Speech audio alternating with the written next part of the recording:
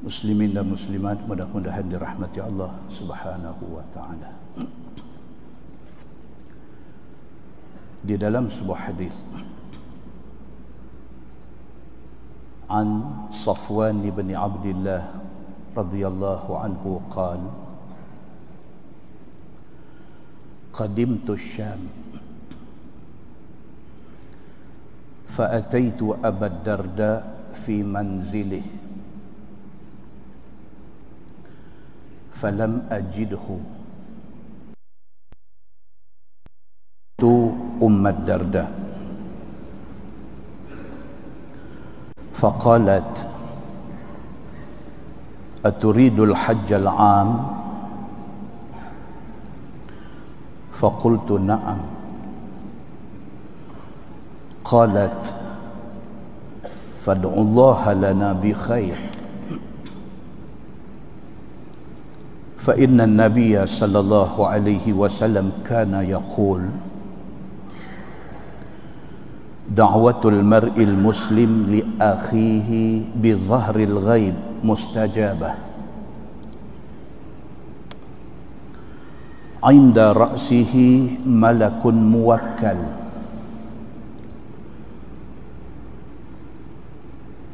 كلما دعا لأخيه بخير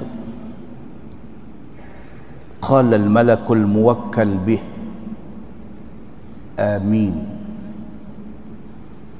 ولك بمثل قال فخرجت إلى السوق فلقيت أبا الدرداء فقال لي مثل ذلك يرويه عن النبي صلى الله عليه وسلم أو كما قال hadis sahih riwayat Imam Muslim daripada Safwan bin Abdullah radhiyallahu anhu. Kata dia, pada satu hari aku pergi ke Syam daripada Madinah pergi ke Syam, pergi ke Syria lah ni. Fa'ataitu Abu Darda fi manzilih. Tujuan dia pergi ke Syam kerana dia nak pergi ziarah satu sahabat Nabi yang bernama Abu Darda.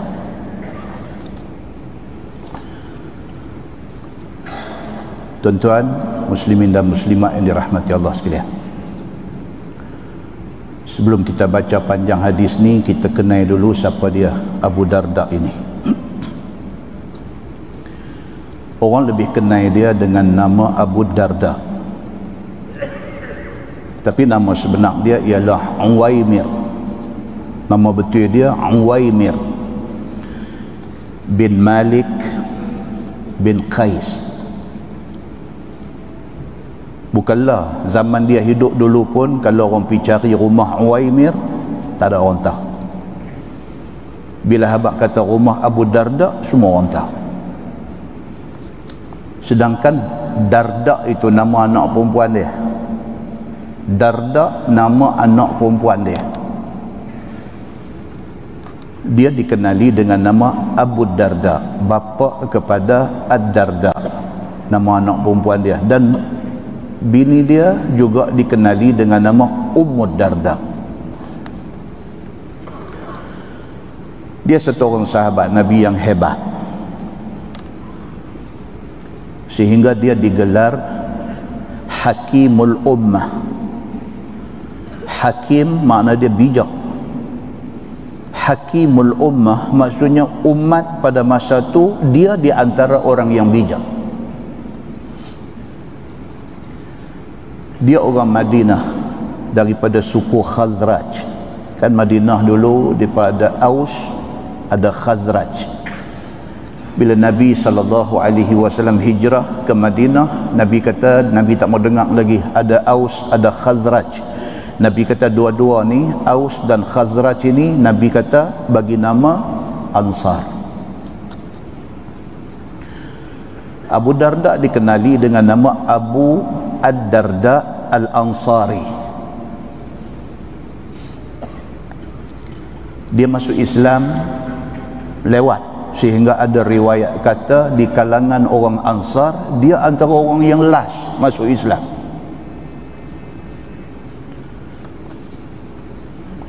Dia masuk Islam selepas selesai perang Badar.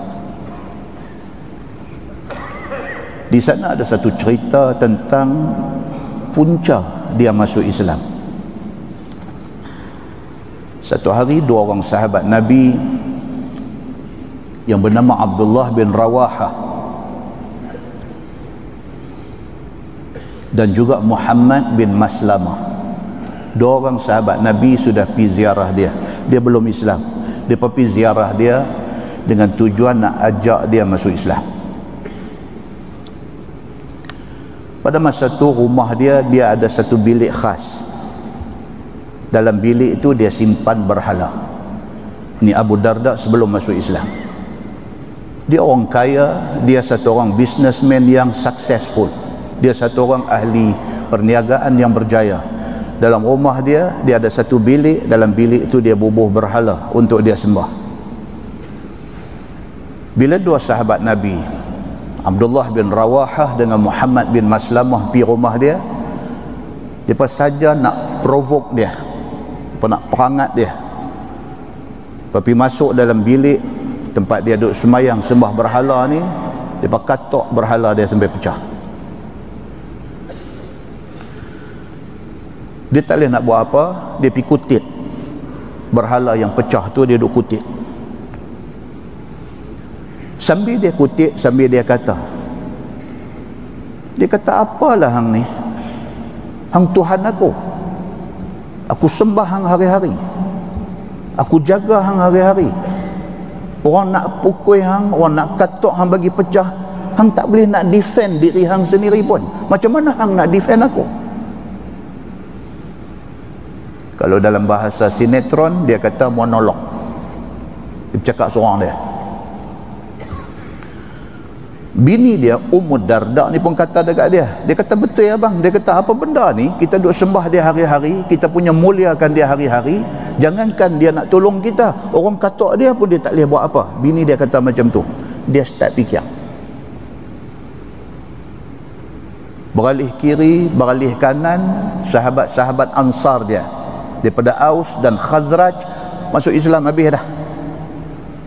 Fikir tak kesudah, dia pergi rumah Nabi sallallahu alaihi wasallam. Bila dia sampai di rumah Nabi sallallahu alaihi wasallam, Abdullah bin Rawahah yang tadi pergi rumah dia katok berhala dia ni duk ada di tepi Nabi.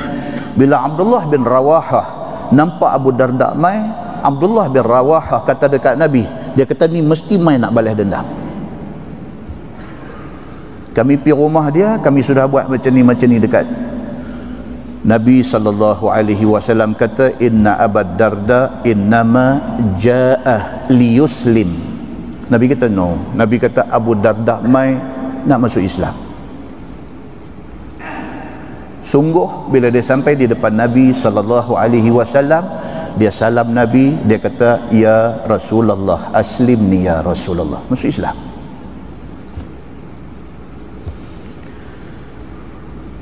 Demikian cerita Abu Darda masuk Islam. Lepas dia masuk Islam, dia buat satu drastic change dalam hidup dia. Dia buat satu perubahan yang drastik. Tiba-tiba saja dia jadi tak mau dengan dunia. Tiba-tiba saja dia hilang minat kepada bisnes dia. Tiba-tiba saja dia nak ubah diri dia, nak jadi satu orang yang zahid. Dia nak zuhud dengan dunia. Dia tinggal semua.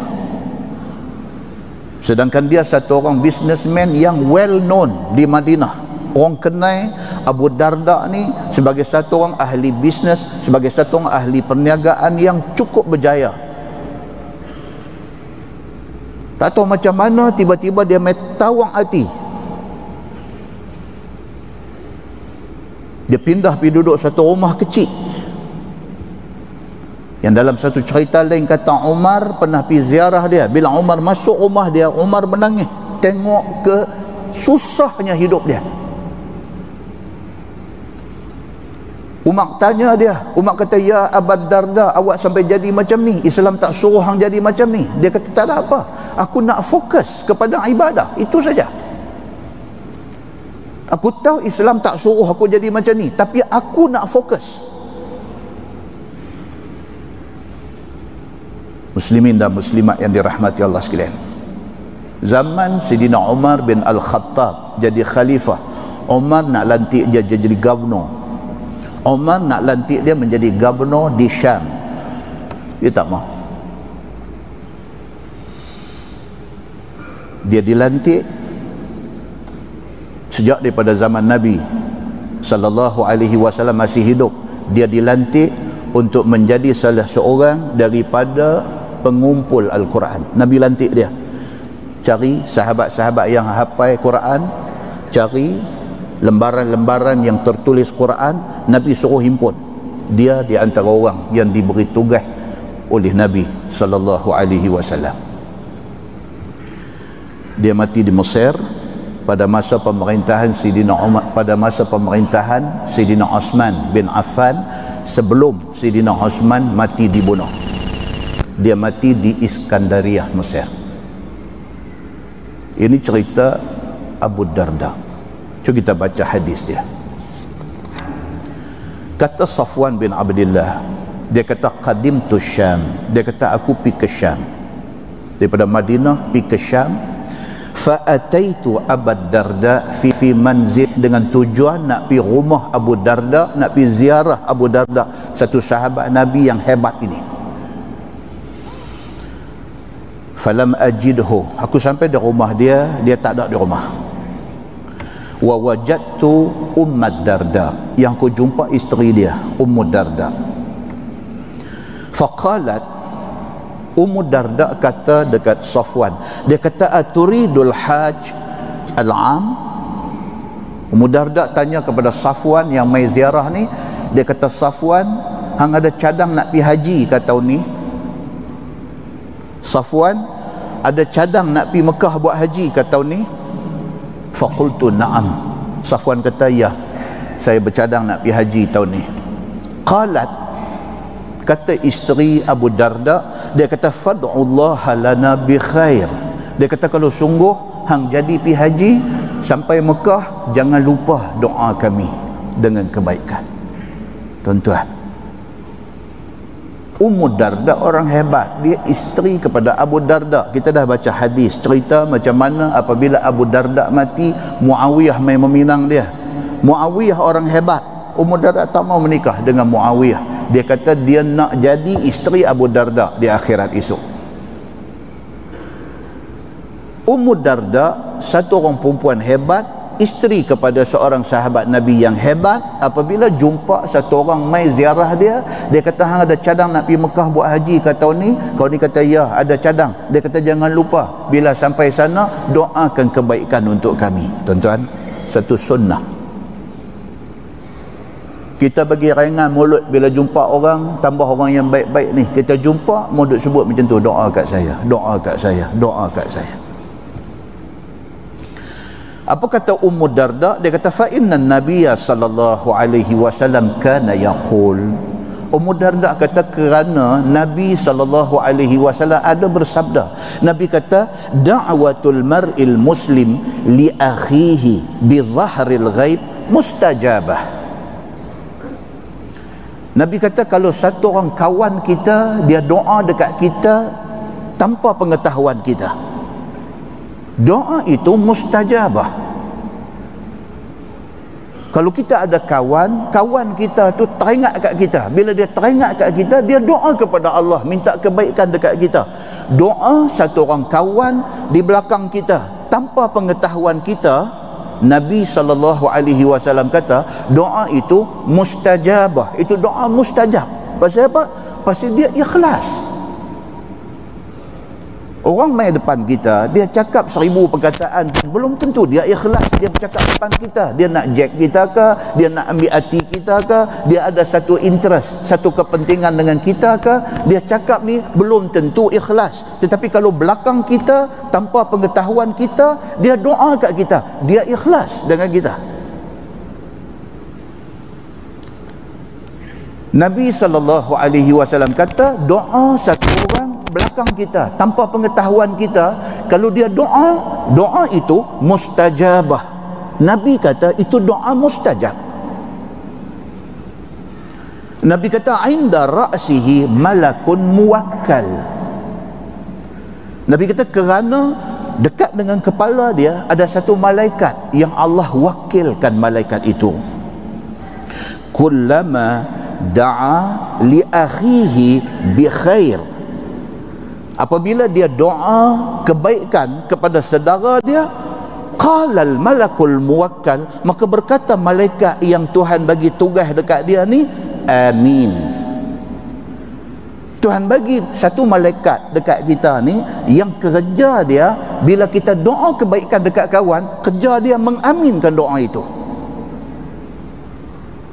Satu malaikat yang diberi portfolio khas untuk dia, satu tugas khas dekat dia. Tugas dia apa dia? Apabila satu orang doa dekat kawan dia, di belakang kawan dia, malaikat ni kerja dia kata apa?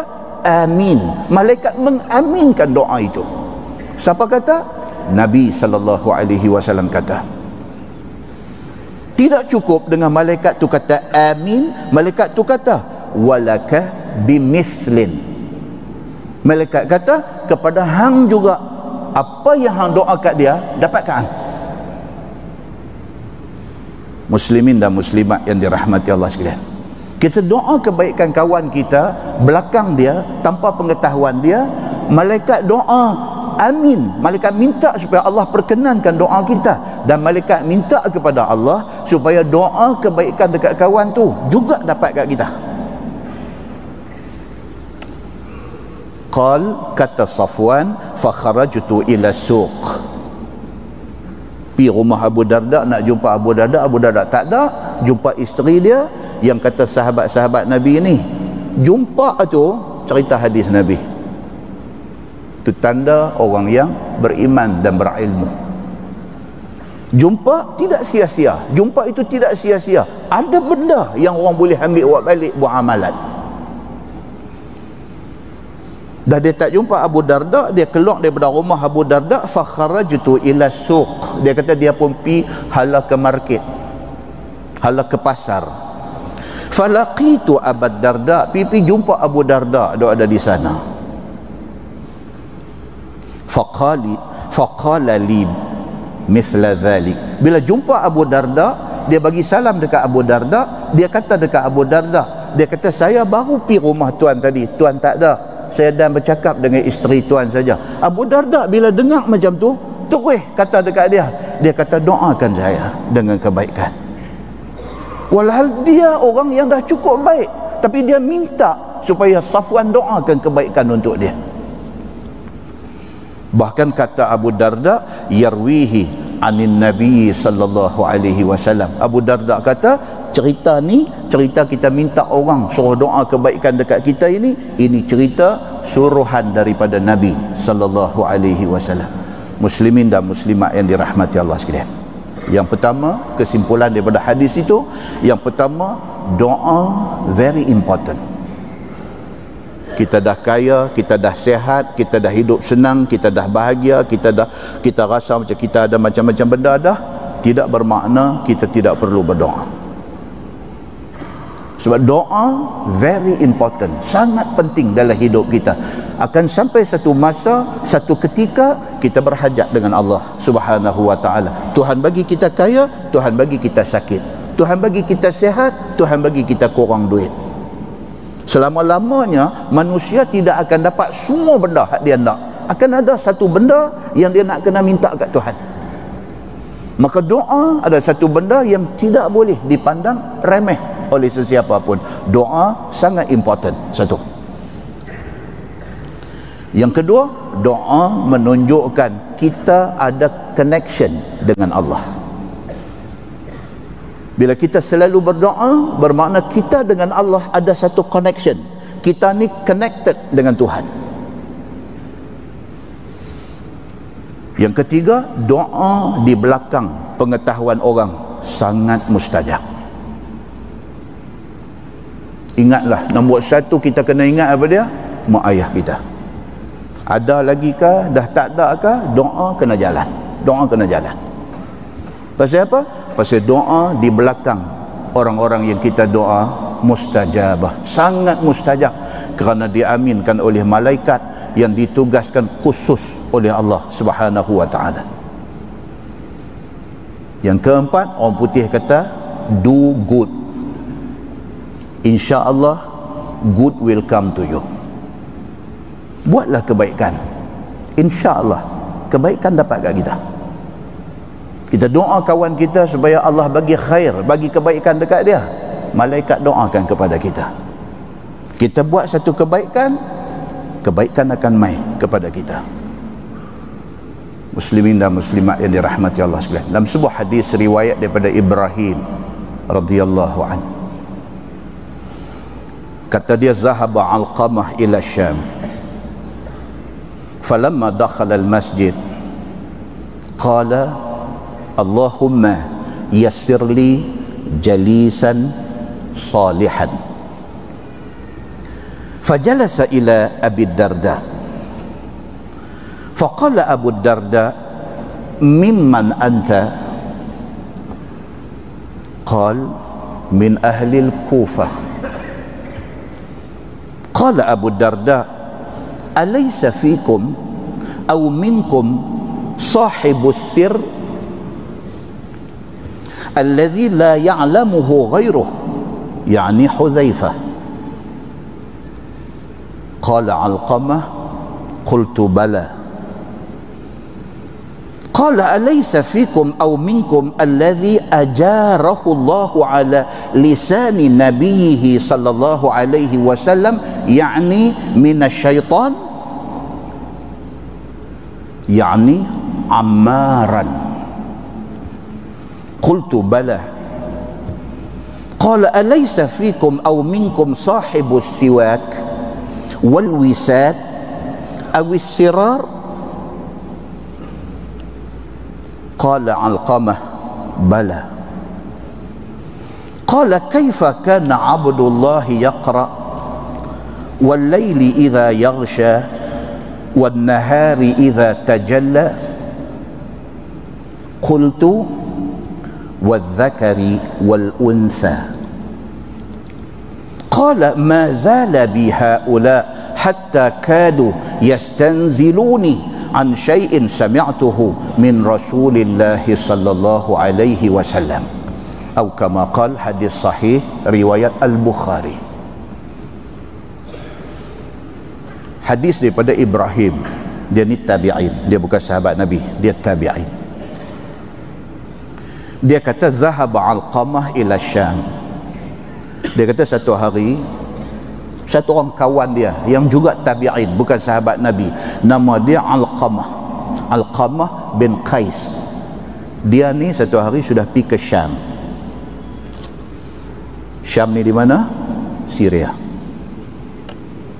Falamma dakhala al-masjid, apabila Alqamah sampai di Syam, dia masuk masjid. Qala, dia masuk masjid, dia semayang sunat tahiyatul masjid, dia angkat tangan, dia doa. Dia kata Allahumma yassir li jalisan salihan. Tengok yang kata orang dulu macam mana. Daripada Madinah dia pergi ke Syam.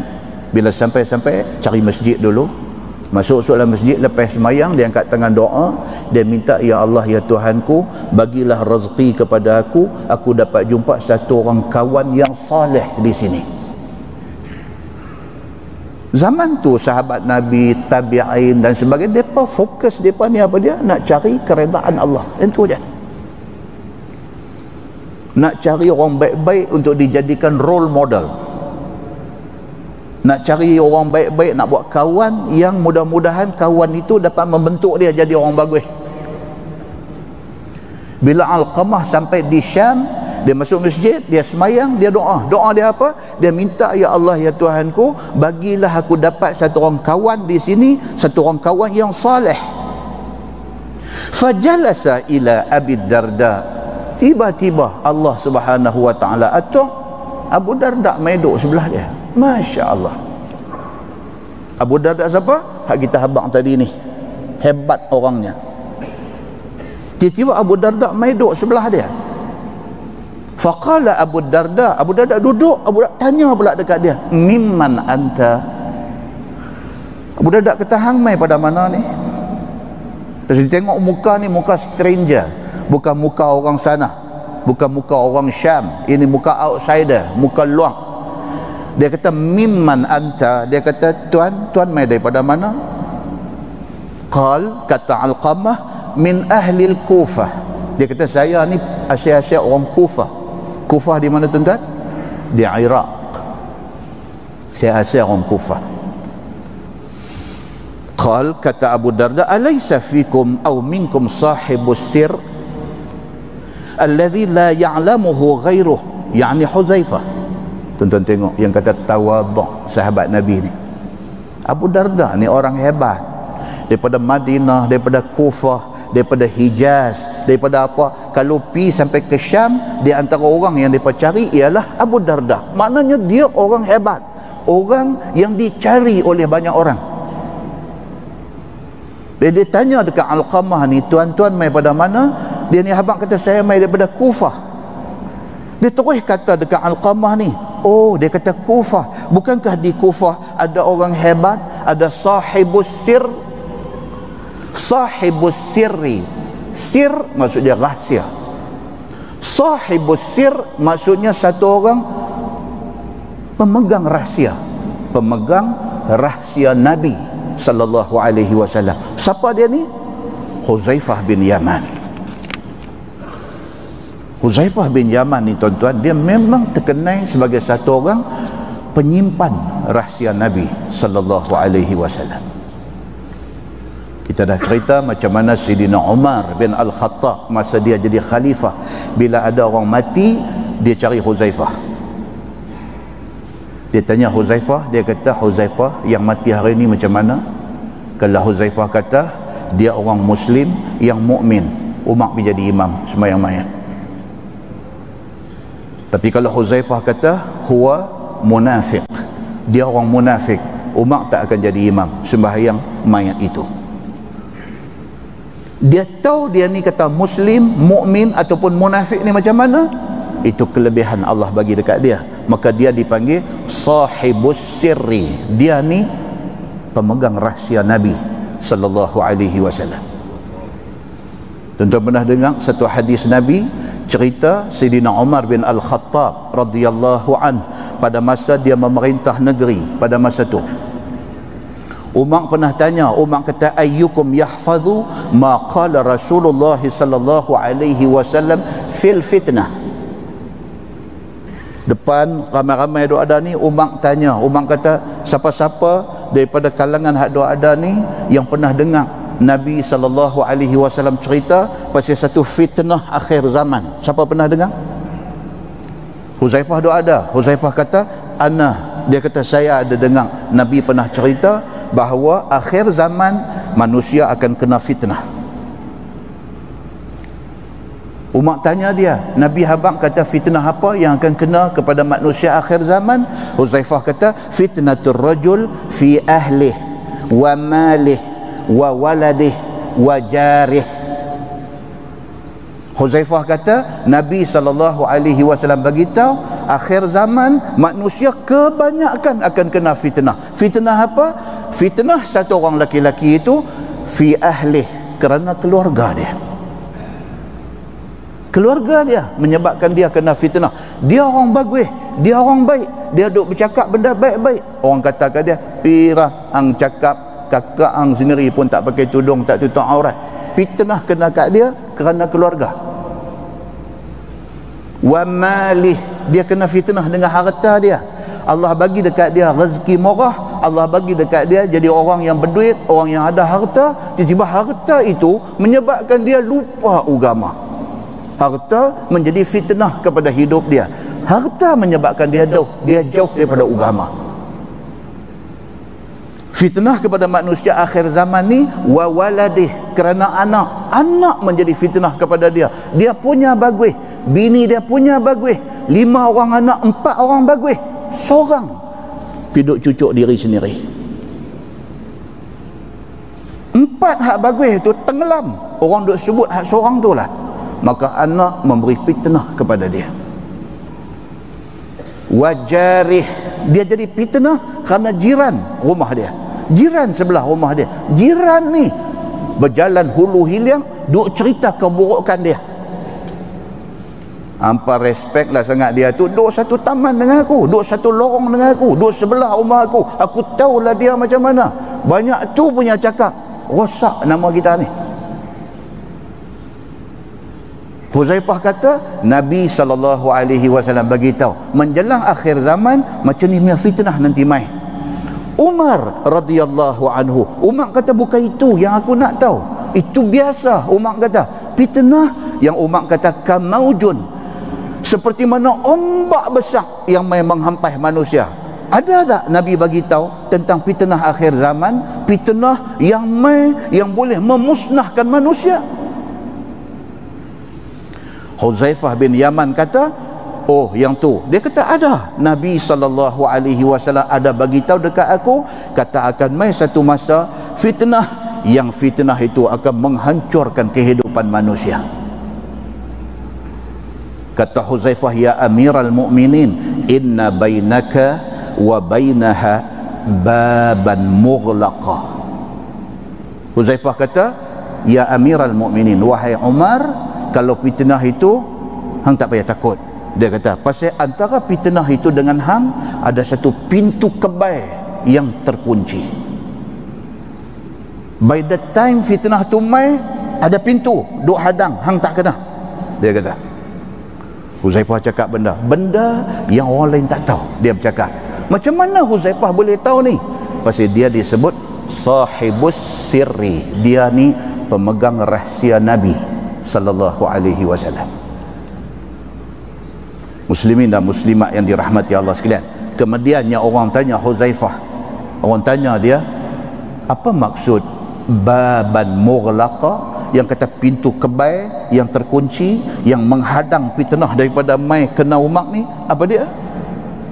Huzaifah kata umat tu sendiri. Dia kata maksudnya apa? Umat ada fitnah berat tak mai, tapi apabila umat meninggal dunia, bermulalah fitnah di atas muka bumi ini. Bila mati saja Sayyidina Umar bin Al-Khattab, Sayyidina Osman memerintah pun memang kacau bilau, macam-macam fitnah kena dekat dia, dan berakhir dengan dia dibunuh oleh puak pemberontak. Habis Sayyidina Osman, naik Sayyidina Ali, lagi teruk keadaan pada masa tu. Ali terpaksa menerima politik yang kacau bilau, macam-macam benda sudah jadi. Benda ni semua jadi bila pintu kebai tadi telah dipecahkan, dan pintu kebai itu ialah Umar bin Al-Khattab radhiyallahu an. Maka itu yang sebab disebut Huzaifah ini sahibus sirri. Kemudian kata Abu Darda kepada Alqamah ni tadi, dia kata, qultu, bukankah alaysa fikum aw minkum alladhi ajarahu Allahu ala lisani nabiyhi sallallahu alaihi wasallam, yakni minasyaitan, yakni Ammaran. Abu Darda tanya kepada Alqamah yang mai ni, yang sampai di Syam jumpa di masjid ni. Dia kata hang mai daripada Kufah kan? Bukankah di Kufah ada satu orang hebat, nama dia siapa? Ammar bin Yasir. Kita baru cerita di mana? Di masjid Pematang Buluh. Ammar bin Yasir. Apa hebat Ammar bin Yasir yang kita cerita itu? Apa hebat Ammar bin Yasir?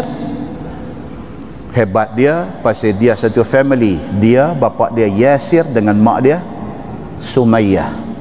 Bapa dia dengan mak dia adalah syahid pertama di dalam Islam. Ammar, Allah bagi dia umur panjang sampai umur berapa? 88. Kalau buat test tak lepas ya? Tak ingat dah. Allah bagi Ammar bin Yasir umur panjang sampai umur 88 dia hidup. Kita cerita masa dia kena salai, Abu Jahal panggang dia di atas api. Nabi mai, Nabi buat apa? Nabi sapu hubung-hubung kepala Ammar bin Yasir. Nabi kata apa? Nabi kata, ya nar, wahai api, jadilah kamu sejuk seperti mana kamu pernah sejuk kepada Ibrahim alaihi salam. Api jadi sejuk dan tidak memudaratkan Ammar bin Yasir. Ammar bin Yasir ini juga ada di Kufah. Abu Darda kata dekat Alqamah, hang mai daripada Kufah mai ke sini, sedangkan di Kufah ada orang hebat cukup banyak. Di Kufah ada Huzaifah bin Yaman, penyimpan rahsia Nabi. Di Kufah ada Ammar bin Yasir, satu orang hebat. Ya hamai sini pergi cari apa? Dia kata lagu tu.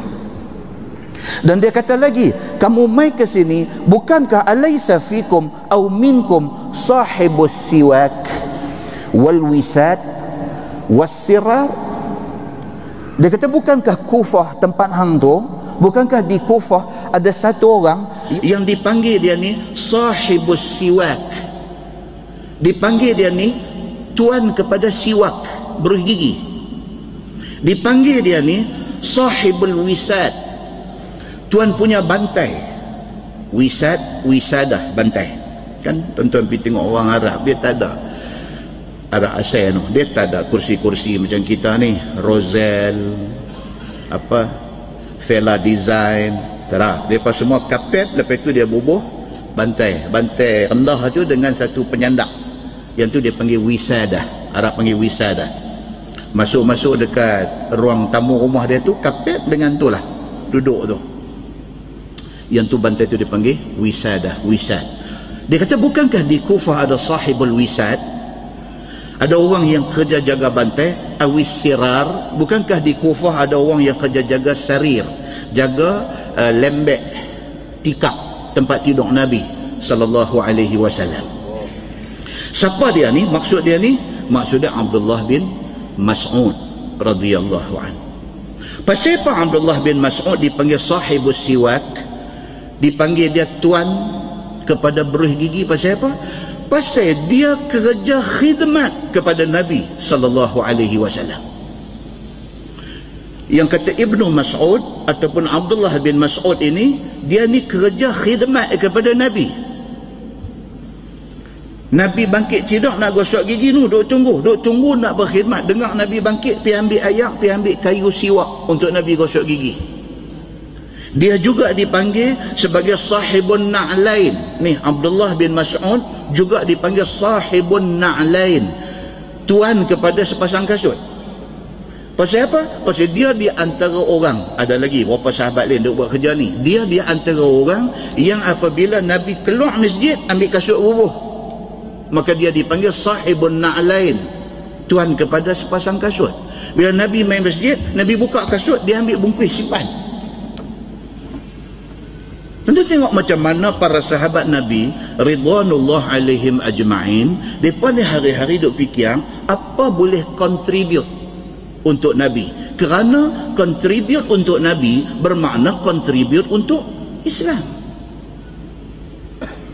Contribution, kita patut kena fikir yang tu. Fikir apa aku boleh contribute untuk agama aku. Apa?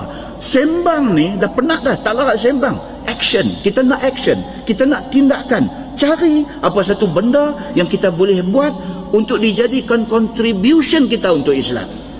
Sahabat-sahabat Nabi macam Abdullah bin Mas'ud, mereka ni semua adalah orang-orang yang wakaf diri mereka untuk nak contribute something untuk Islam. Mereka pergi jadi khadam Nabi sallallahu alaihi wasallam.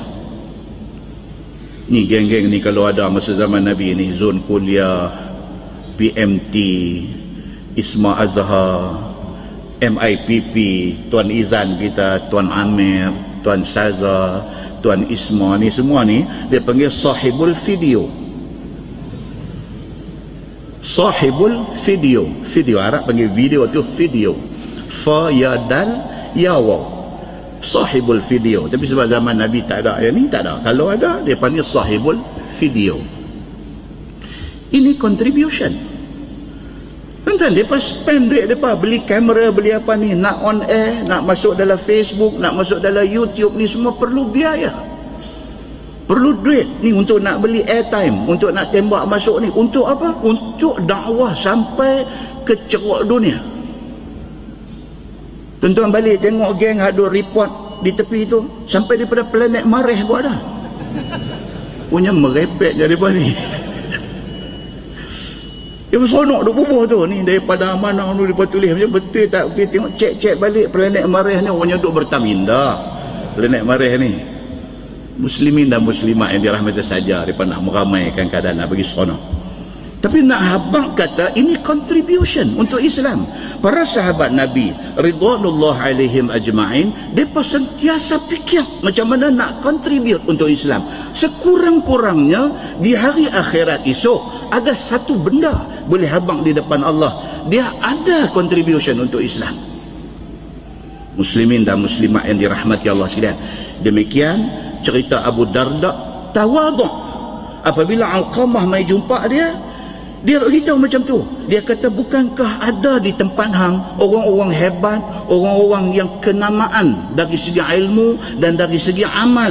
Padahal dia tu hebat, tapi tidak pernah dia underestimate orang lain, tidak pernah dia downgrade orang lain, tidak pernah dia peleceh orang lain, tidak pernah dia rasa dia lebih daripada orang lain. Itu sifat para sahabat Nabi ridwanullah alaihim ajma'in.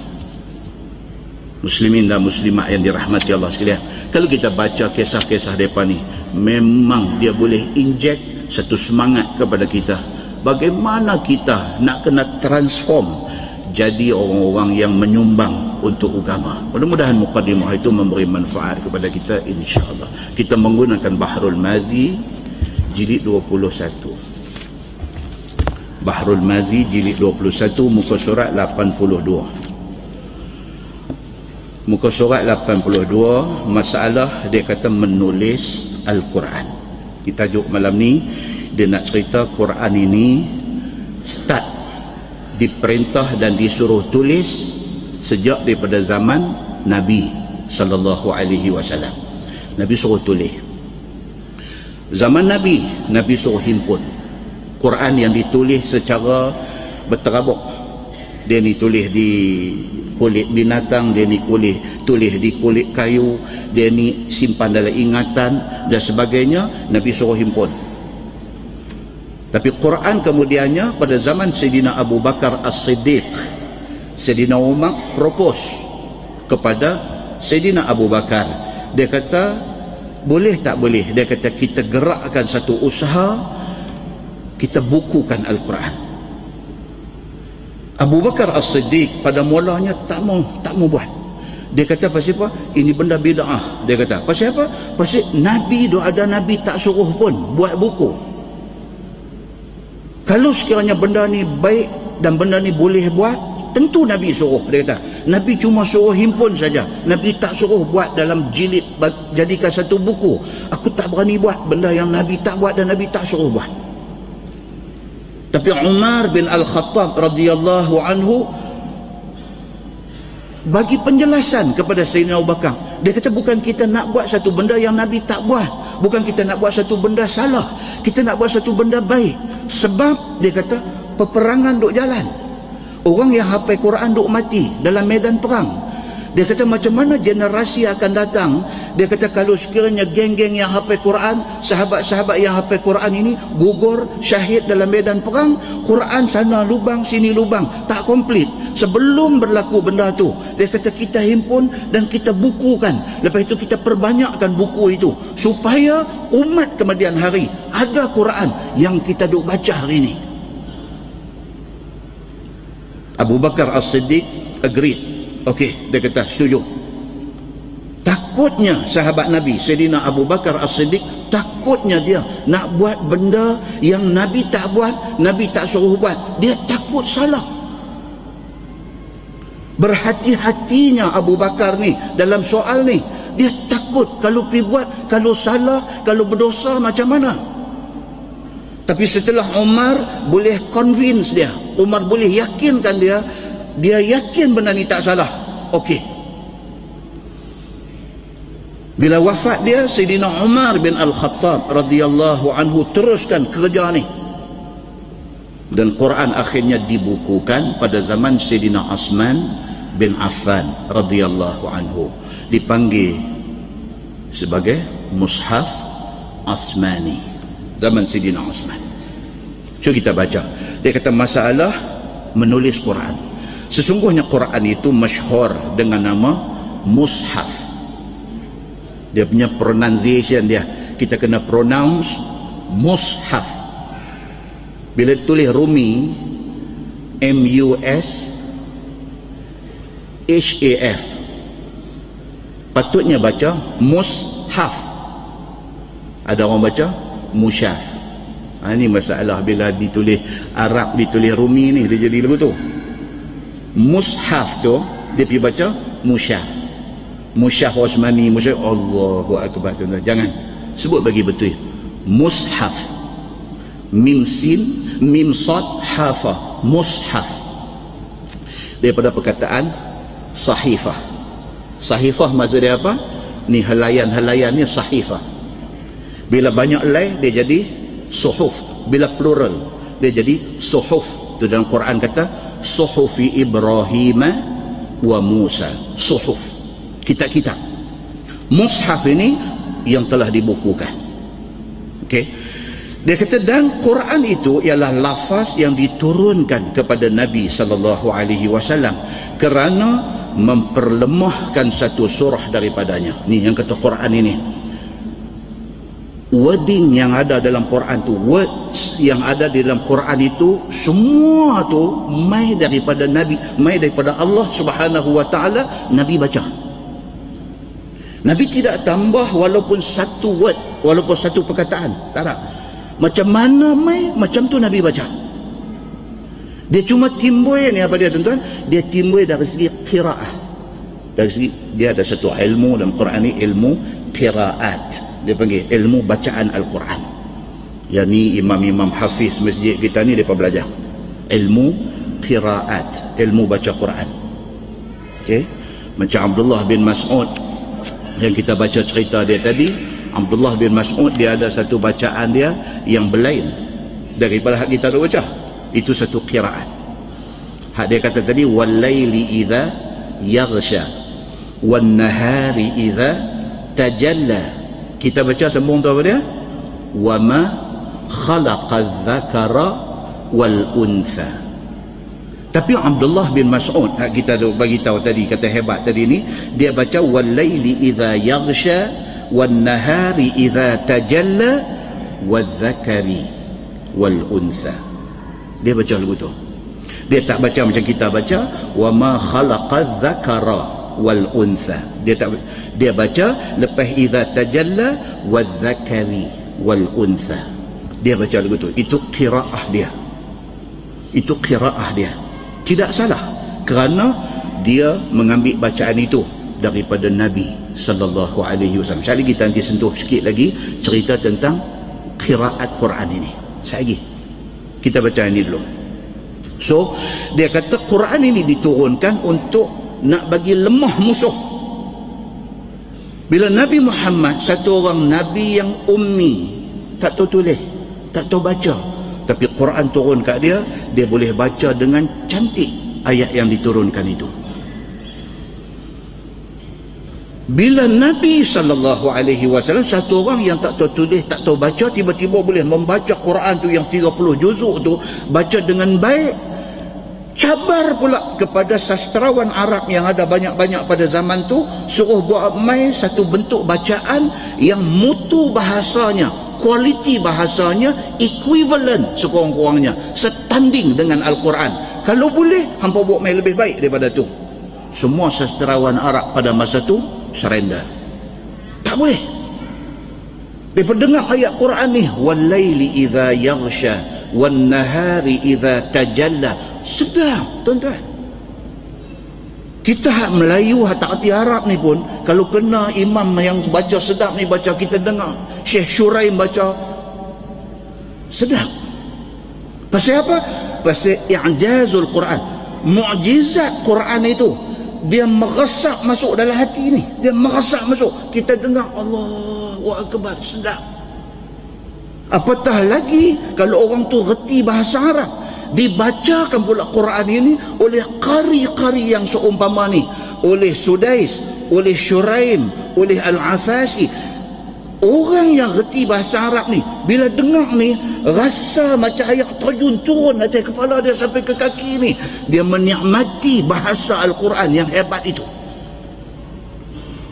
Muslimin dan muslimat yang dirahmati Allah sekalian, maka Quran itu di antara tanda mukjizat dia apa dia? Dia melemahkan orang yang pandai bahasa Arab daripada nak challenge dia. Tak boleh challenge. Dengar tahu kata ini Quran. Satu orang sastrawan Arab yang pandai duk tulis puisi Arab pun, dia tulis tu habis dah dia punya segala kemahiran dia, segala kepandaian dia, dia turun habis jadi satu puisi. Baca, orang tahu kata ini bukan Quran, ini puisi Arab. Sebab dia tak boleh nak pi tu equivalent dengan bahasa Quran tu, tak boleh. Itulah mukjizat Al-Quran. Quran diturunkan menyebabkan lemah orang-orang yang nak challenge dia. Lagi Quran itu diturunkan untuk dibuat ibadah kepada orang yang membacanya. Kan kuliah kita yang lepas kita baca hadis cerita tentang orang yang baca Quran itu, alif lam mim. Alif dikira berapa?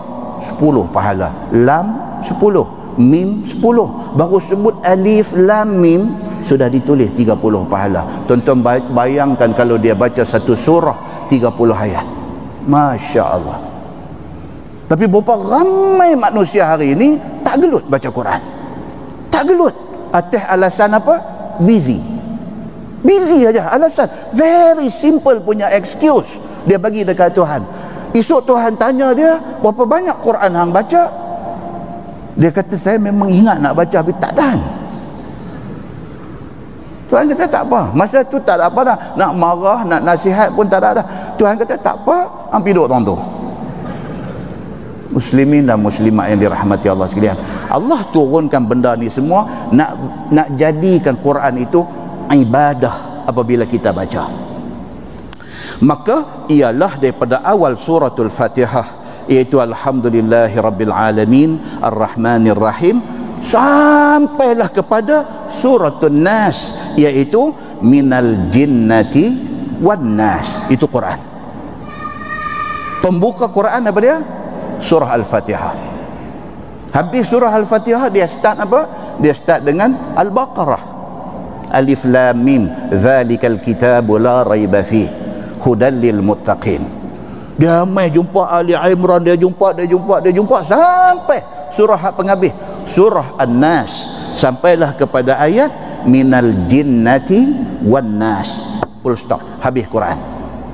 Muslimin dan muslimat yang dirahmati Allah sekalian, maka Quran itu ditulis akan dia sejak daripada zaman Nabi sallallahu alaihi wasallam. Quran ini ditulis sejak zaman Nabi. Ada beberapa orang sahabat yang Nabi pilih mereka untuk jadi katibul wahyi, penulis wahyu Nabi sallallahu alaihi wasallam.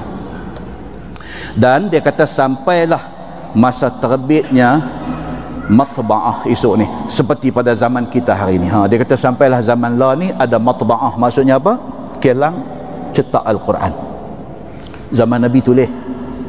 Sampai zaman la ni ada matba'ah, ada kelang cetak Quran. Kalau kita pi haji, kita pi umrah, kalau travel yang bawa kita tu usaha sikit bawa kita pi kelang cetak Al-Quran, kita pi tengok macam mana percetakan Al-Quran dibuat di sana. Dia tak bagi kita masuk pergi duduk ronda, dan dia bagi duduk di atas ni aja. Kita tengok daripada atas tu, tengok di bawah tu macam mana dia pakelang duk cetak Quran tu, yang kulit hijau daripada bagi rata tempat tu dicetak di sana. Dan benda tu tidak boleh dijual kerana dia dibuat untuk wakaf, bagi free. Kalau siapa dapat peluang sampai di kelang cetak Al-Quran di sana, nak balik mereka bagi satu complimentary dekat kita, bagi seorang satu. Kita boleh cakap Arab sikit, dia bagi hafsahnya. Tak boleh cakap Arab, bagi kecil dia macam tu. Muslimin dan muslimat yang dirahmati Allah sekalian, dia kata maka setengah daripada orang yang tulis Quran itu ada pada zaman sahabat Nabi. Seperti mana khabar yang dikeluarkan oleh Imam At-Tirmizi. Ni hadis dia nak cerita. Hadis dia an Abi Yunus radhiyallahu anhu maula Aisyah qal amaratni Aisyah radhiyallahu anha an aktuba laha mushafan. Kata dia diriwayatkan daripada satu orang tabi'in. Dia ni yang kata Abu Yunus, dia bukan sahabat Nabi, dia tabi'in. Tabi'in maksud dia apa? Dia tak dan jumpa Nabi, dia cuma dan jumpa sahabat Nabi. begitu. Nama dia Abu Yunus. Dia adalah hamba kepada Aisyah radhiyallahu anha yang kemudiannya dimerdekakan. Dia hamba Aisyah, tapi satu hari Aisyah tengok merdekakan dia. Aisyah isteri Nabi sallallahu alaihi wasallam katanya telah menyuruh akan daku oleh Aisyah radhiyallahu anha bahawa aku tulis baginya satu mushaf. Aisyah ni cerita selepas wafat Nabi sallallahu alaihi wasallam. Nabi dah wafat. Aisyah meninggal tahun berapa tuan? 58 Hijrah. Dia meninggal tahun 58 Hijrah. Lama. Nabi selepas hijrah ke Madinah 10 tahun, Nabi wafat. Lagi 48 tahun lagi Aisyah duk ada. Aisyah duk ada lagi 48 tahun lagi. Dan pada masa tu dia jumpa ni dengan Abu Yunus, ambil jadi khadam dia, ambil jadi hamba dia, kemudian dia merdekakan. Dia bagi kerja dekat Abu Yunus ni tulis mushaf Al-Quran. Yakni maka aku sanggup akan suruhannya itu. Abu Yunus ni apabila Aisyah kata dekat dia, ya Abu Yunus, kamu tulis Quran. Tuan-tuan, itu penghormatan. Itu penghormatan. Bila Aisyah isteri Nabi point finger dekat dia, suruh dia buat satu kerja agama, oh, itu satu respect. Dia terima amanah itu. Bila dilihatnya aku sanggup menulisnya, maka berkata ia kepada aku, bila dah dia suruh dan kau ni sanggup. Aisyah kata dekat dia, faqalat idza balagta hadhihi al-ayah fa'adhinni. Maka kata Aisyah kepada Abu Yunus, dia kata engkau tulis Quran, tapi bila tulis ayat Quran itu, bila sampai pada ayat ini, dia kata kamu bagi tahu aku. Dia tak tulis. Lagi tak sampai ayat aku nak abang ni, hang tulis. Tapi bila sampai ayat aku nak abang ni sekali lagi, sampai tang ayat tu tisal lu. Abang kat aku dulu. Aisyah kata, yakni yang apabila sampai ia menulis kepadanya kepada ayat tu, habanglah kepada Aisyah, bagi tahu kepada Aisyah. Kata Aisyah radhiyallahu anha, hafizu ala salawati was salatil wusta. Itu ayat dia, itu ayat Quran. Hafizu ala salawati was salatil wusta. Banyak orang duk ambil ayat tu, depa duk tulis di jam tu, jam masjid tu pakai tu, jam waktu azan tu, kan? Depa ditulis itu, hafizu ala salawati was salatil wusta. Hendaklah hampa semua pelihara 5 waktu sembahyang. Dan Nabi emphasize, Nabi kata was salatil wusta, dan sembahyang wusta. Saat lagi nak jadi cerita panjang, saat lagi tu sembahyang wusta tu sembahyang apa? Yang tu yang nak jadi perbahasan saat lagi. Baik. Maka Aisyah kata dekat Abu Yunus, kamu tulis Quran yang aku suruh ni, tulis. Sehinggalah kamu tulis sampai dekat ayat ni, ayat hafizu ala salawati was salatil wusta. Bila sampai tang ayat tu, habaq kat aku. Aisyah kata. Maka kata Aisyah, supaya aku nak bagi tahu kepada kamu beberapa lafaz yang mau ditulis. Aisyah kata, aku nak bagi beberapa lafaz tambahan supaya hang tak lupa perkataan selepas daripada ayat tadi. Dia kata, dan lafaz-lafaz itu tidak ada di dalam mana-mana Quran. Aisyah pegang itu. Aisyah kata, aku duduk dengar banyak orang yang hafal Quran ni, dia hafal ayat ni, hafizu ala salawati was salatil wusta, hak sambungan tu mereka tak baca. Sedangkan aku baca yang tu kerana aku dengar bacaan tu daripada Nabi sallallahu alaihi wasallam. Dia jadi macam tu. Dia jadi macam tu. Sama dengan kes siapa tadi? Abdullah bin Mas'ud. Tak boleh sebut dah, mulut dia. Abdullah bin Mas'ud. Abdullah bin Mas'ud tadi, walaili idza yaghsha, kan? Bacaan dia dengan bacaan kita hari ni ada sikit tak sama. Aisyah pun ada satu kes juga. Ayat hafizu ala salawati was salatil wusta. Mai tang ayat tu, Aisyah kata aku ada hafal daripada Nabi. Dia kata. Nak kata apa kat dia? Nabi itu siapa? Suami dia. Dia kata aku ambil ayat ni daripada Nabi, tapi ada sambung lain sikit. Aku duduk dengar orang lain baca, tak ada benda tu. Itu sebab dia kata dekat Abu Yunus, kamu tulis Quran, bila sampai tang tu habaq kat aku nak masukkan tu perkataan yang Nabi habaq kat aku tu. Nampak tuan? Dia jadi macam tu. Baik, masalah dia kata lafaz ataupun kalimah Quran yang dibaca oleh Aisyah di dalam Al-Quran. Sesungguhnya Aisyah ada padanya kalimah Quran yang tidak ada di dalam Quran yang ma'ruf kepada kita hari ini. Itu dia. Dia kata Aisyah ni dia ada metang ayat ni, metang hafizu ala salawati was salatil wusta. Aisyah ada hafal belain pada orang lain. Tanya orang lain, sahabat-sahabat Nabi apa yang disebut, tak ada benda tu. Aisyah kata ada, dan dia pertahan mati-matian. Dia kata dia ambil ayat itu daripada Nabi SAW. Ini perbahasan dia. Dan kalimah-kalimah yang mau diisi oleh Aisyah di dalam Quran itu telah didengarnya dan diambil oleh Aisyah daripada Nabi SAW. Aisyah berkeras mengatakan hafazan dia ni dia ambil daripada Nabi. Nampak? Sama dengan siapa tadi? Abdullah bin tu jawab dah. Abdullah bin Mas'ud tadi, dia pun berkeras. Dia kata Nabi SAW baca wal-laili idza yaghsha wan-nahari idza tajalla wadh-dhakari wal-untha. Dia kata lagu tu. Tapi majoriti orang lain kata no, wan nahari idza tajalla wa ma khalaqa dzakara wal untha. Ada beza. Perbezaan itu dia panggil perbezaan qiraat. Tidak ada siapa salah. Semua pun betul kerana semua ambil daripada Nabi SAW. Kita tengok lagi cerita dia. Baik, kata Aisyah, dia kata dia ambil benda tu daripada Nabi seperti mana tersebut dalam hadis Abu Yunus itu, iaitu kata dia falamma balaghtuha azantuha. Dia kata maka apabila aku tulis, Abu Yunus pun tulis dan Aisyah suruh dia pun tulis. Bila aku sampai kepada ayat yang diberitahu oleh Aisyah itu, maka dia pun kata, maka aku bagi tahu kepada Aisyah tulisan aku sudah sampai kepada ayat hafizu ala salawati was salatil wusta. Bila aku khabarkan kepada Aisyah, maka Aisyah pun membacanya dan memberi khabar kepada aku barang yang mau ditulis itu. Aisyah nampak, dia kata dia betul. Dia kata dekat Abu Yunus, okey, hang dah sampai dah tang tu, tulis apa yang aku baca. Sambung hadis tu, fa amalat alayya hafizu ala salawati was salatil wusta wa salatil asri wa qumu lillahi qanitin. Dia pergi tambah yang tu, Aisyah tambah yang tu. Maka merencana oleh Aisyah ke atasku akan Quran yang ada padanya. Tu perkataan hadis, dia kata fa amalat.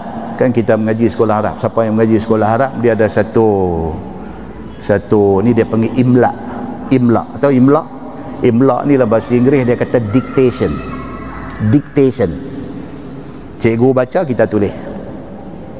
Dengar kan dalam bahasa Inggeris, cikgu baca once upon a time, dia sebut itu once upon a time, dia begitu. Kita memang dengar, kita duk baca once upon. Kita punya orang putih tak boleh pakai punya orang putih. Upon pun sebut tak betul lah. One upon the time. Tahu tu pergi mengaji bahasa Inggeris, dia main satu pelajaran dictation. Dia sebut once upon a time. Once upon a time bunyi. Kening dia angkat 2 kali, dia pun ulang 2 kali, mampu tulis tulis lagu kita punya mah. Yang tu dia panggil imla dalam bahasa Inggeris. Dictation tu dia panggil imla. Jadi apabila Aisyah kata dekat dia ni, dekat Abu Yunus ni, dia kata now aku nak baca hang imla. Dia tahu tulis apa yang aku baca. Maka kira-kira maknanya hafizu ala salawati was salatil wusta was salatil asri. Dia masuk perkataan tu. Perkataan tu tak ada dalam Quran kita duk baca hari ni. Tapi itu dibaca oleh Aisyah, dan Aisyah kata dia ambil bacaan itu daripada Nabi SAW, dan dia suruh Abu Yunus tulis. Maksudnya dia kata aku pun tulis apa yang Aisyah suruh. Maksud perkataan hafizu ala salawah tu, pelihara oleh sekalian kamu akan segala sembahyang yang 5. Ala salawat, salawat maksudnya apa? Sembahyang plural. Maksudnya sembahyang fardu ada berapa? 5. Mazhab Syafi'i kata 5. Mazhab Hanafi, geng-geng dok kerja kedai si kandak ni, depa mazhab Hanafi. Depa 6 sembahyang fardu, depa 6. Termasuk apa satu lagi? Witir. Witir depa panggil witru. Kacau buat ni. Witru. Kan? Saya dulu apabila ambil sijil halal JAKIM ni, JAKIM mai cek, bukan dia cek ingredients, bahan saja, dia cek ni budak-budak kerja ni, panggil test, tanya soalan-soalan fardu ain. Bila bertanya budak kerja mai daripada India ni, dia kata semayang berapa waktu ada? 6. Dia kata, dia pun terkejut. Apa kata? Dia telefon kat saya, Ustaz, ni Ustaz nak kena tengok ni. Siapa? Adakah sembahyang fardu sampai 6? Saya kata, tanya siapa tu? Tanya budak India ke budak Indonesia? India. India memang 6. Depa witru satu, witru. Sembahyang witir tu bagi depa kena buat, tak buat berdosa. Baru tahu. Kan? Syafi'i dengan Hanafi. Tak sama. Depa ada school of thought depa ada manhaj depa. Dan depa peganglah apa yang Imam Abu Hanifah bagi tahu kat depa. Muslimin dan muslimat yang dirahmati Allah sekalian. So, yang dikatakan hafizu ala salawat, peliharalah sekalian kamu akan segala sembahyang yang 5. Pasal apa dia kata 5? Pasal itu pendapat Imam Asy-Syafi'i. Dan sembahyang yang lebih elok, yang kata salatul wusta, sembahyang yang lebih elok itu ialah sembahyang asam, dia kata. Sekali lagi tuan-tuan, kita nanti tengok perbincangan di kalangan mazhab-mazhab ni, yang kata Hanafi, Maliki, Syafi'i, Hambali, masing-masing faham benda ni macam-macam fahaman. Yang Quran kata hafizu ala salawati was salatil wusta, hampa hendaklah jaga sembahyang-sembahyang yang 5. Dan Nabi kata, Nabi ambil satu highlight Quran, Allah highlight satu, dan lebih lagi kena jaga sembahyang wusta. Dalam 5 kena jaga, tapi dalam pada 5 tu ada satu yang hampa kena jaga lebih lagi. Maksud dia apa? Pasal sembahyang ni dia ada dekat corner baring. Ramai orang nanti terbaring gitu ya, dia tak ada sembahyang. Soalnya ialah yang kata sembahyang yang satu ni, yang Nabi, yang Allah emphasize dalam Quran ini, ada orang sebut emphasis, ada orang sebut emphasize, dia ikutlah British dengan American. Tapi tuan-tuan kena ingat, Donald Trump dah jadi presiden dah hari ni. Allahul musta'an. Kita kena kata yang tu aja. Dia habaq kat kita, dia kata ustaz, dia kata Trump menang. Kita kata apa? Allahul musta'an. Allah saja yang boleh bagi pertolongan dan perlindungan kepada orang Islam. Pasal apa kita kata lagu tu? Oh, dia ni dahsyat tuan-tuan. Modal kempen dia ialah kebencian kepada Islam dan orang Islam. Di antara modal kempen dia. Tu saya cakap saya dah habis dia. Tapi apa pun tuan-tuan mau simpan benda tu dalam kepala. Amerika sedang memasuki satu era membenci Islam dan nak tunjuk kebencian kepada Islam. Macam mana dia nak tunjuk tu? Yang tu yang kita kata Allahul musta'an. Mudah-mudahan Allah tolong orang Islam. Sebab apa? Sebab remote control duk ada tangan dia. Orang Islam bimbang dia ni naik. Bukan kata orang Islam bimbang, orang Amerika pun bimbang dia naik. Pasal apa? Pasal benda dia nak bawa ni, benda yang boleh memanaskan iklim dunia.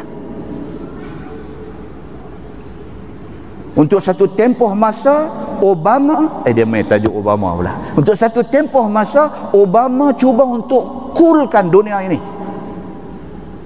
Cuba untuk nak habang kata orang Islam bukan musuh American. Tiba-tiba dia pass baton dekat dia ni. Dia ni tak mau dengar Islam, tak mau dengar umat Islam. Dan dia secara obvious, secara terang dia bagi tahu dia akan bagi full support kepada Israel. Israel diberi lesen besar untuk buat apa saja. Tuan, so minta doa kepada Allah supaya tidak jadi benda pelik-pelik kepada Islam, kepada umat Islam di seluruh dunia. Muslimin dan muslimat yang dirahmati Allah sekalian. So Nabi SAW baca ayat ni, Nabi bagi tahu kata Allah tekankan tentang satu semayang daripada 5 semayang ni. 5 semayang fardu wajib, tak buat berdosa, tapi ada satu ni kena jaga. Dan berdiri sekalian kamu di dalam sembahyang itu kerana Allah Subhanahu wa ta'ala, hal keadaan kamu taat. Semayang ini berdiri dalam keadaan kita semayang ni taat kepada Allah, bukan terpaksa. No, kita semayang ni pasal kita hamba Allah dan kita kena semayang. Setidak-tidaknya nak say thank you pada Tuhan atas apa yang Tuhan bagi. Tuhan bagi kita hidup, Tuhan bagi kita sehat, Tuhan bagi kita rezeki, Tuhan bagi kita family, Tuhan bagi kita kerja, Tuhan bagi kita negara, Tuhan bagi keamanan, Tuhan bagi macam-macam kat kita ni. Setidak-tidaknya Allahu Akbar semayang itu adalah tanda kita terima kasih kat Tuhan. Begitu. Kata Abu Yunus, dia kata waqalat sami'tuha min Rasulillah sallallahu alaihi wasallam, dan kata Aisyah radhiyallahu anha, kemudian daripada Abu Yunus tulis apa yang dia suruh tadi ni. Kata Aisyah, aku dengar lafaz itu dan kalimah yang aku baca suruh kamu tulis itu aku dengar daripada Nabi sallallahu alaihi wasallam. Tu tadi ni yang kata hafizu ala salawati was salatil wusta was salatil asri, itu tambahan itu Aisyah mati-matian kata, dia buka reka, dia kata dia ambil daripada bacaan Nabi sallallahu alaihi wasallam. Kata At-Tirmizi, bermula ini hadis hasan lagi sahih, dan pada bab ini ada riwayat daripada Hafsah binti Umar bin Al-Khattab yang juga isteri Nabi sallallahu alaihi wasallam. Bukan Aisyah saja, Hafsah salah seorang lagi isteri Nabi, anak Sayyidina Umar, juga kata dengar Nabi baca macam tu. Baik, masalah dia kata Quran yang dibaca oleh Aisyah tidakkah dikatakan Quran, serta tidakkah diamalkan bacaan itu? Ini perbincangan. Pasal apa? Pasal kita lah ni tuan-tuan, kita baca Quran, bila mai tang ayat hafizu ala salawati was salatil wusta, ada tak was salatil asri? Ada tak ada? Tak ada. Habis tu ni macam mana hadis ni? Hadis sahih. Hadis sahih, kata Aisyah kata dia dengar was salatil asri itu, dia dengar daripada Nabi sallallahu alaihi wasallam. Now dia kata nak buat macam mana?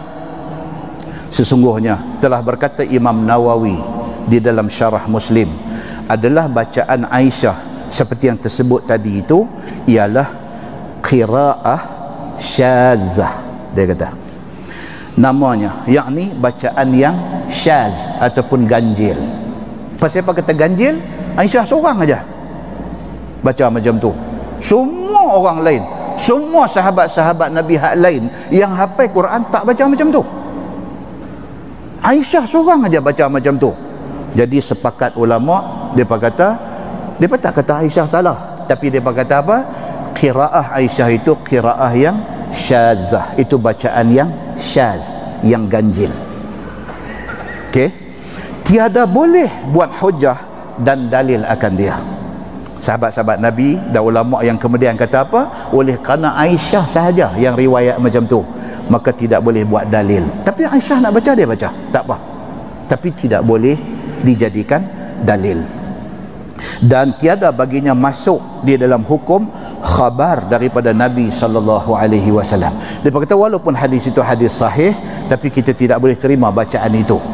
Tapi Aisyah nak baca, dia baca, tak ada masalah. Dia kata kerana yang menakal akan dia tiada dinakal melainkan Quran, melainkan ia Quran. Sahabat lain semua nakal benda ni tidak serupa yang macam Aisyah tulis, dan Quran itu tiada sabit ia melainkan dengan tawatur, dan hal keadaannya mesti ijma'. Dia kata satu-satu patah perkataan dalam Quran itu mesti mutawatir, mesti ramai orang riwayat sama dan mesti diijma' oleh ramai sahabat kata ini bacaan dia. Oleh kerana Aisyah dia seorang aja, maka bacaan dia tu tinggal kat dia saja. Kita baca macam yang ramai-ramai baca. Muslimin dan muslimat yang dirahmati Allah sekalian.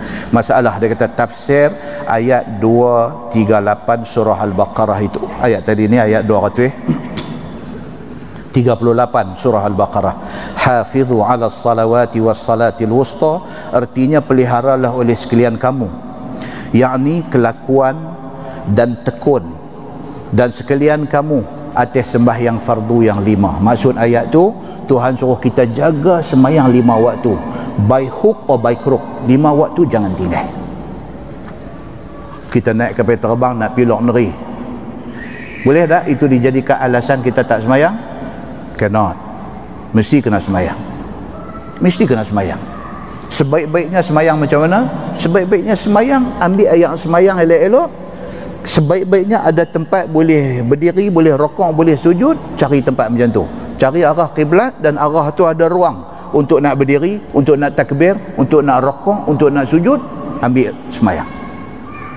Kalau tak boleh nak berdiri, nak rokok, nak sujud macam biasa, duduk atas bangku. Tapi untuk sembahyang fardu kena cari juga arah kiblat. Bangku kita duduk ni, kita balik daripada umrah misalnya, logiknya kiblat duduk dah belakang, lepas tu kita balik daripada umrah. Sudah sembahyang macam mana? Depan ada satu skrin, tengok arah Saudi duduk belah mana, agak Mekah duduk tang mana. Oh, tengok kapal terbang tengah duduk left, dia jadi duduk belah ni. Kita dah masuk waktu sembahyang, kita cari arah dia sambil duduk atas bangku. Allahu Akbar, sembahyang. Lepas tu jangan duduk rolin dah, tengok skrin tu jangan duduk rolin dah. Sekali lagi dia left ikut ni pula, kita lagu duduk ikut betul tak boleh. Kita hak mula tu aja ikut, lepas tu kita jalan. Takat mana boleh rokok, takat mana boleh sujud, takat mana boleh buat. Fattaqullaha mastata'tum. Quran kata bertakwalah kamu kepada Allah sekadar mampu kamu. Takat tu kita boleh, takat tu kita buat. Dah sembahyang tu sekali lagi nak kena qada tak? Tak payah qada. Kita sudah sembahyang, kita sudah ambil ayat sembahyang, dan kita sudah sembahyang, khalas. Macam tu. Boleh tak kita kata ni payah tak nanti sampai sana qada? Tak boleh. Tak boleh. Pasal apa? Hafizu 'ala salawati was salatil wusta. Peliharalah sembahyang kamu yang 5 itu, dan juga sembahyang wusta. Disuruh oleh Allah Subhanahu wa taala ke sekalian hamba-Nya, pelihara akan segala sembahyang itu dengan segala syarat dan hukumnya, dan menyempurnakan segala rukunnya dan perbuatannya di dalam waktu-waktu yang ditentukan. Dia ada garis panduan. Sembahyang mesti dalam waktu, tak boleh luar waktu dan sebagainya. Satu orang tanya satu soalan pelik, saya tak pernah dengar. Dia kata, ustaz, boleh tak, dia kata, kita ambil ayat sembahyang 5 kali? Saya kata, pasal apa pula? Kita ambil siap-siap 5 kali. Saya kalau batal, kira batal 1, ada 4 lagi. Faham ya orang, saya kata. Pasal apa tuan-tuan? Manusia ni kadang-kadang dia fikir akal dia. Dia fikir akal dia. Dia fikir macam dia bawa bekal, bawa 5 biji telur rebus. So kalau makan 1 ada lagi 4, dia duk kira lagu tu. So dia ingat ayat sembahyang ni boleh buat lagu tu. Ambil siap-siap, ambil semua sampai basuh kaki 1, start lain pula, ambil sampai basuh kaki 2, ambil sampai 5. Sekejap lagi dia kata kalau batal 1 duk ada 4 lagi, batal 2 ada 3 lagi, dia duk main lagu tu. Oh kacau tuan-tuan. Tak boleh. Dia kata bab agama ni dia kena ikut petunjuk Quran dan hadis Nabi sallallahu alaihi wasallam. Baik, kemudian dia kata apa? Dan menyempurnakan akan segala rukunnya dan perbuatannya dalam waktu yang ditentukan, terutama sekali sembahyang asar. Dia kata kerana pada waktu asar itu orang suka kerja. Dia kata kalau zaman kita lah bukan suka kerja, orang balik kerja. Sembahyang asar ni time balik kerja. Jadi kita nak semayang di ofis ni, waktu tak masuk lagi kadang-kadang, kan dia masuk lambat misalnya. Nak tunggu, kita nak kena balik cepat sebab lagi nak ligan kuliah masjid. Kita duduk terkapit tahun tu. Kalau tak semayang dulu, kita pederah balik, pedebum kata kena jam atas jambatan pula, atas jambatan Pulau Pinang. Allahu Akbar. Dia kata yang ni musibah, dia kata. Kalau orang Penang dia kata musibat. Ni satu musibat. Duk tengok time, duk tengok apa lah, dia kata kacau kan.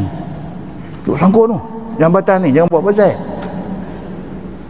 Monty buka pintu pula, duk suar air mineral, duk ambil semayang juga, nak semayang sambil buat kereta ni. Tengok kiblat aku ni, steering duk aku ni. Aku ni berdoa, Allahu Akbar. Lagi kereta jalan sikit. Tak jalan sikit, aku duduk main macam tu. Punya bagus kan. Pasal apa dia kata macam ni punya jam ni, kalau tak sehari sampai memang habis lah. Dia kata asang nanti lepas macam tu. Ini yang kata sembahyang asang, dia jadi macam tu. Time balik kerja, bila balik kerja ni macam-macam cerita boleh jadi. Tambah geng kerja belah Penang. Jambatan ni 1001 kemungkinan boleh jadi atas jambatan tu. Bukan ada aksiden apa pun. Satu motor tayar pancet. Syekh ni motor dia tayar pancet. Ni hak lalu ni prihatin. Slow tengok. Dia ni berhenti pasal apa? Dia slow, dia tarik 5 second, 10 second. Hak next pada dia ambil 5 second, 10 second, sejam lah. Nak maki kawan tayar pancet ni tak boleh. Dia pun bukan saja nak bagi pancet tayar dia. Ni hak prihatin ni. Yang belakang tu tak sembahyang asang lagi. Kerana itu sebahagian ulama kata, Nabi kata salatul wusta itu adalah sembahyang asang. Sembahyang asang ni ramai orang nanti kena. Pasal apa? Dia kena time tu, time balik kerja. Apatah lagi orang KL, tuan-tuan. Allahu Akbar. Duk kerja di Jalan Ampang, nak balik mana duduk di Seremban Nak kesot, dia panggil kesot. Nak kesot keluar daripada Kuala Lumpur tu, nak kesot keluar tu. Pun dah tak tahu berapa lama masa. Dah dapat highway, sangkut lagi. Sampai di rumah, cun-cun bang maghrib. Asang tak mayang lagi. Okey, ini benda-benda yang dia duk bagi tahu dekat kita. So terutamanya dia kata sembahyang asang, kerana pada waktu asang itu orang kerja dan orang lalai. Ni Syekh ni pencen, tak kerja apa, terlepas juga asang. Wah, hang pencen tak nak kalut apa yang sampai terlepas asang ni apa punya cerita. Ada juga yang ni pasal apa? Pasal lalai. Pasal lalai dia kata. Dia bukan kaki tak sembahyang, dia kaki sembahyang tapi dia raplah apa pun tak tahu. Sampai lagi 5 minit pukul 7, bini dia kata kat dia, abang sembahyang tak lagi? Dia tahan sembahyang dia tanya bini dia. Bini dia kata, saya sembahyang dah tadi ni, kan saya tanya abang tadi, abang tak sembahyang dulu. Weh, dia tak ingat dia sembahyang ke tak? Bini dia kata kat dia, abang tak mayang lagi. Kata ni 5 minit kita nak masuk mula. Kalau rampuh pintu pancung barang masuk. Ini lalai. Ini cerita dia, cerita apa? Cerita lalai. Okey. Kerana dia kata pada waktu asang ni, Allahu Akbar, macam-macam benda boleh jadi sehingga menyebabkan tertinggal sembahyang asang itu. Dan firman Allah, waqumu lillahi qanitin, dan berdirilah sekalian kamu dalam sembahyang itu kerana Allah. Sembahyang ni kerana Allah. Bukan pasal aku ni dah tua dah nak mati, tak tahu bila ni apa ni nak kena duduk semayang. Bukan. Tua ke muda ke apakah, semayang ni is a must. Mesti kena semayang. Compulsory. Wajib kena semayang. Hal keadaan kita taat kepada Allah. Karena Allah suruh, karena tu kita buat.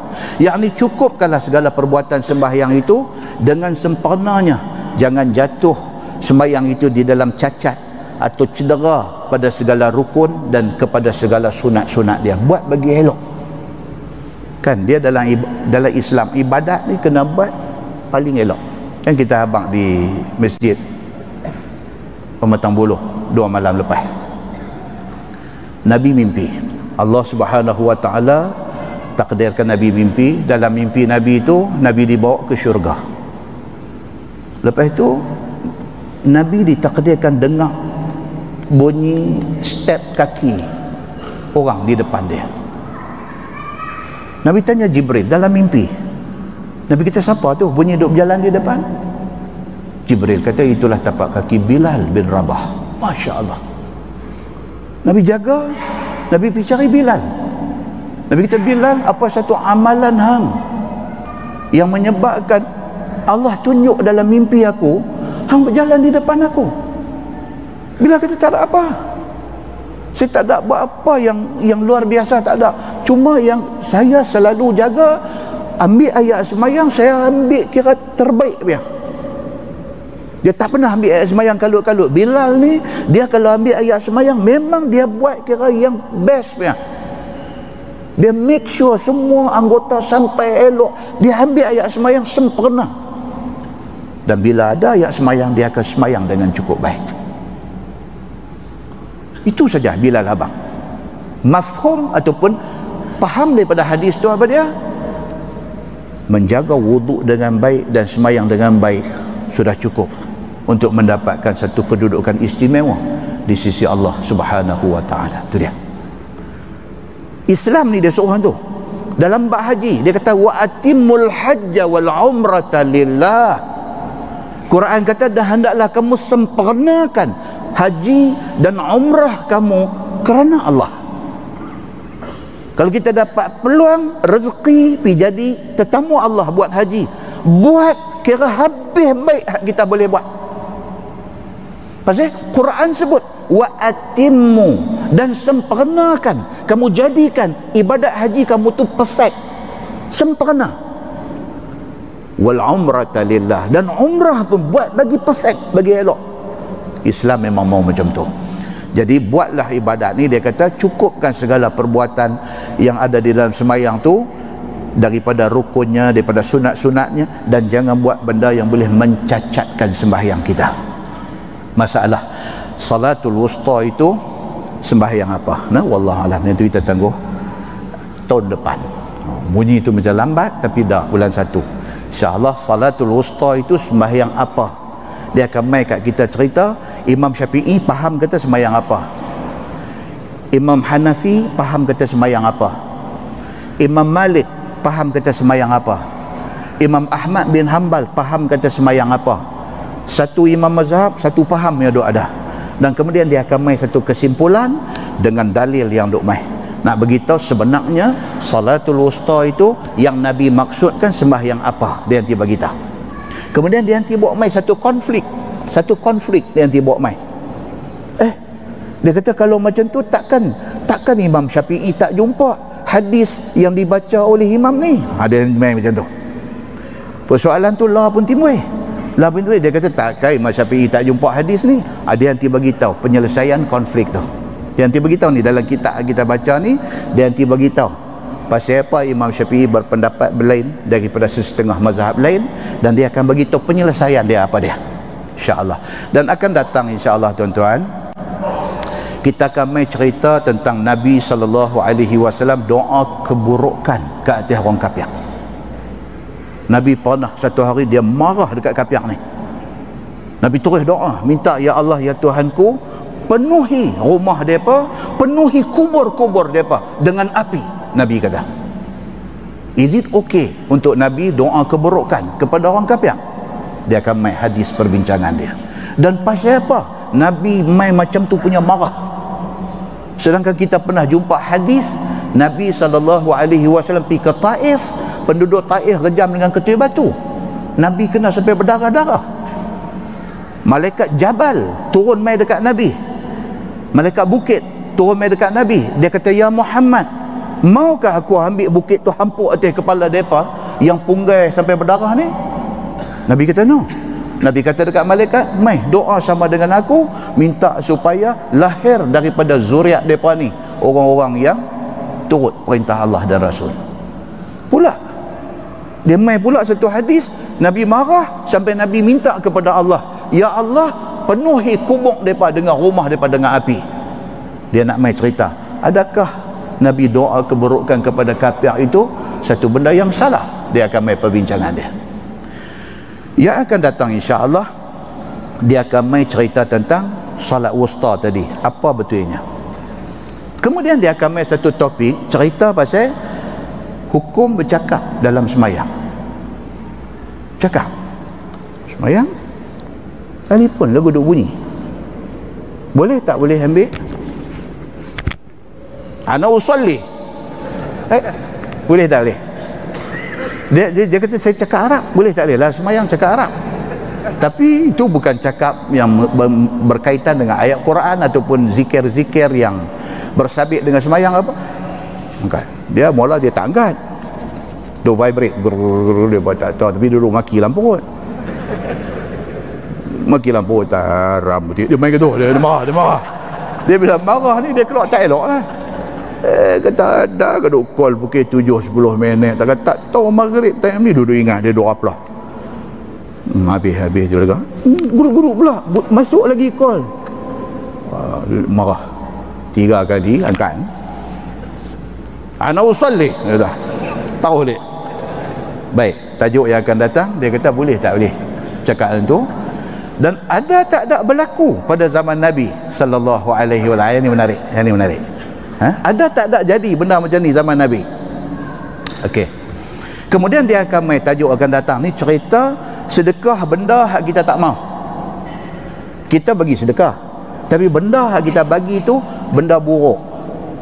Benda hak kita bagi tu benda busuk. Benda hak kita bagi tu benda kita tak mau ya. Boleh tak boleh kita bagi sedekah benda-benda macam tu?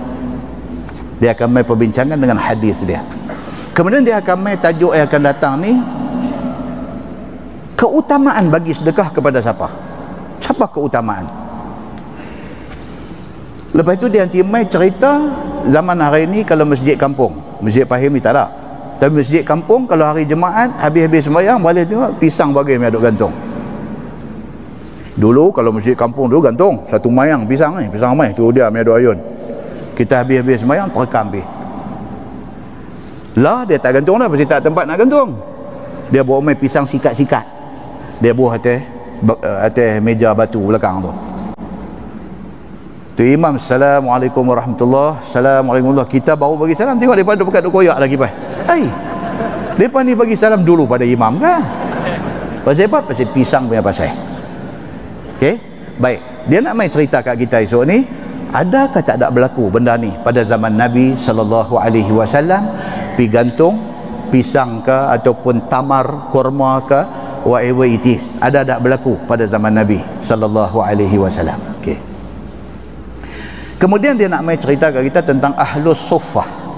Tuan-tuan, kita pergi Masjid Nabawi, arah kiblat Raudhah, menjadi tempat rebutan semua orang. Sebelah kiri makam Nabi. Belakang makam Nabi itu dia ada satu platform. Dia raise up satu platform, meneru pakat pergi duk berebut duk atas pangkin tu, atas platform tu. Apa cerita ni dengan platform ni? Adakah kita disuruh rabat naik atas platform tu? Dua tempat yang 2,000 rupiah ni. Satu platform tu belakang makam Nabi tu yang dia raise naik sikit tu. Satu lagi bawah tempat orang duk bang tu.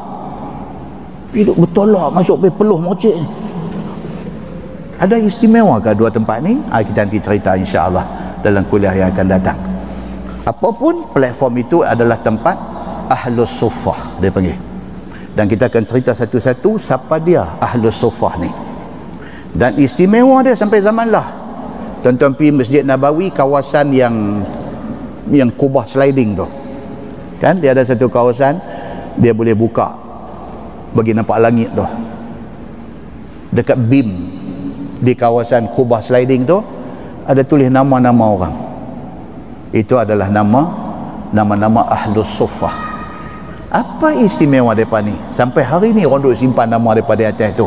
Tajuk yang akan datang insya-Allah akan menceritakan. Kemudian sedekah. Duit haram boleh tak sedekah? Ataupun setidak-tidaknya duit syubhah. Boleh tak boleh sedekah?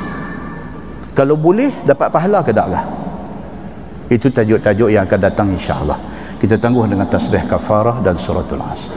Subhanakallahumma wa bihamdik, asyhadu an la ilaha illa anta, astaghfiruka.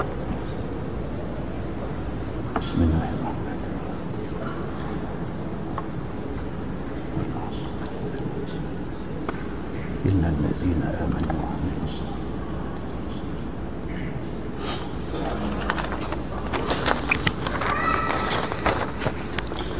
اللهم صل على محمد في الأولين والآخرين وسلم رضي الله تبارك وتعالى عن ساداتنا أصحاب سيدنا رسول الله أجمعين.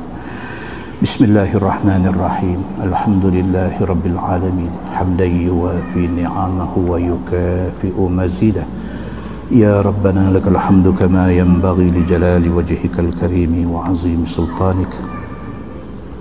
رضينا بالله ربا وبالإسلام دينا وبمحمد نبيا ورسولا.